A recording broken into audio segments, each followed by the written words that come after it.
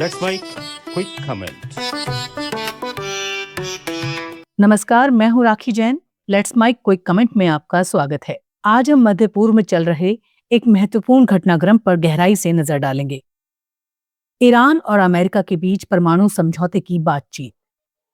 Iran के उप विदेश मंत्री मजीद तख्त रवांची ने बीबीसी को दिए इंटरव्यू में कहा है कि अगर अमेरिका प्रतिबंध हटाने पर चर्चा करने को तैयार है तो तेहरान अपने परमाणु कार्यक्रम से जुड़े कई मुद्दों पर समझौता करने के लिए तैयार है। लेकिन बैलिस्टिक मिसाइल कार्यक्रम पर ईरान सख्त रुख अपनाए हुए है।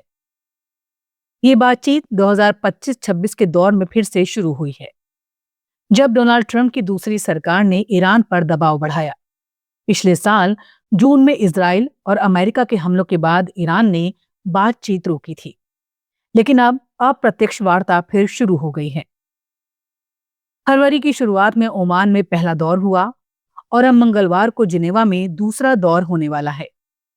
ओमान मध्यस्थ की भूमिका निभा रहा है और अमेरिकी प्रतिनिधि स्टीव विटकॉफ और जेरेड कुशवर जैसे नाम शामिल हैं।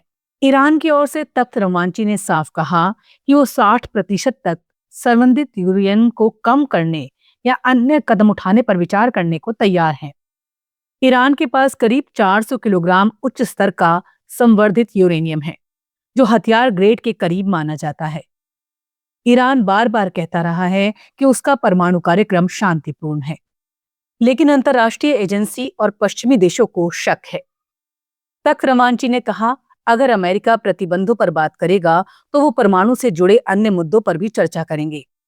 उन्होंने जोर दिया कि जीरो एनरिचमेंट अब बातचीत का मुद्दा नहीं है, लेकिन बैलिस्टिक मिसाइल कार्यक्रम पर ईरान ने साफ लाल रेखा खींची है।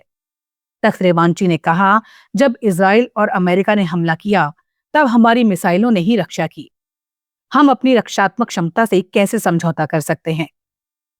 ईरान इसे अपनी सुरक्षा की रीढ़ मानता है और इसे परमाणु वार्ता से अलग रखना चाहता है। अमेरिका और इजराइल दोनों इसे प्रमुख खतरा मानते हैं।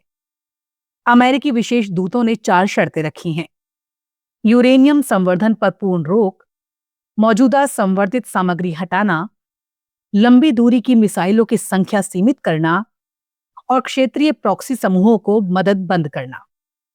ईरान ने इनमें से मिसाइल और प्रॉक्सी मुद्दों पर बात करने से इनकार किया है।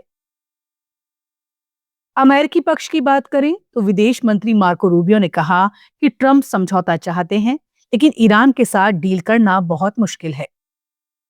ट्रंप ने चेतावनी दी है कि अगर समझौता नहीं हुआ तो सैन्य कार्रवाई हो सकती है। उन्होंने हाल में कहा कि ईरान में सत्ता परिवर्तन सबसे अच्छी बात होगी। ट्रंप ने दावा किया कि ईरान अब बातचीत के लिए उत्सुक है, लेकिन अमेरिकी अधिकारी ईरान पर ही देरी का आरोप लगाते हैं। इस बीच अमेरिका ने क्षेत्र में अपनी सैन्य मौजूदगी बढ़ाई है। USS Abraham Lincoln carrier group पहले से तैनात है और अब यूएसएस जेराल्ड आर फोर्ड दुनिया के सबसे बड़ा nuclear powered aircraft carrier Caribbean से मध्य पूर्व की ओर रवाना हो रहा है। ये कैरियर कई guided missile destroyer, fighter jet और अन्य जहाजों के साथ जाएगा। ये कदम दबाव बढ़ाने का हिस्सा है और ईरान ने कहा है कि अगर अस्तित्व का खतरा होगा तो जवाब दिया जाएगा। तख्त रवांची ने कहा कि दूसरा युद्ध सबके लिए बुरा होगा और क्षेत्रीय देश भी युद्ध नहीं चाहते। ये स्थिति बेहद नाजुक है। एक तरफ ईरान प्रतिबंध पर राहत चाहता है और परमाणु पर कुछ लचीलापन दिखा रहा है, लेकिन मिसाइल और क्षेत्रीय प्रभाव को छूने नहीं देगा। दूसरी तरफ अमेरिका और इजराइल मिसाइल कार्यक्रम और प्रॉक्सी समूहों को शामिल किए बिना किसी समझौते को अपर्याप्त मानते हैं।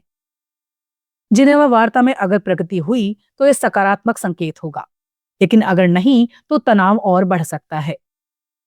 ये मुद्दा न केवल ईरान अमेरिका संबंधों का है, बल्कि पूरे मध्य पूर्व की स्थिरता से जुड़ा है।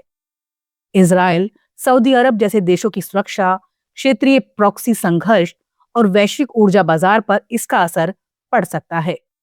देखना होगा कि दोनों पक्ष कितना लचीलापन दिखाते हैं।